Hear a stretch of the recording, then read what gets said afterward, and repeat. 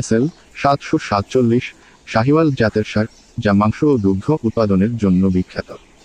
এই ষাঁড়টি উচ্চ গুণমানের, প্রজনন ক্ষমতা ও শারীরিক বৈশিষ্ট্যের কারণে খামারিদের কাছে অত্যন্ত জনপ্রিয়।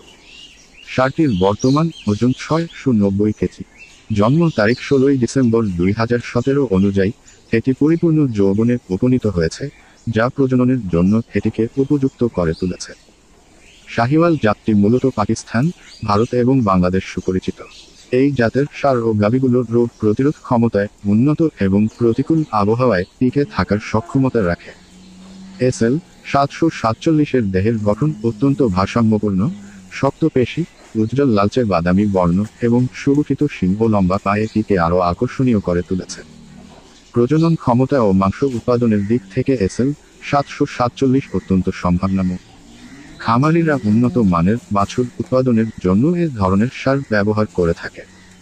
বাংলাদেশের প্রেক্ষাপটে শাহিওয়াল জাতের ষাঁড়ের গুরুত্ব অপরিসীম।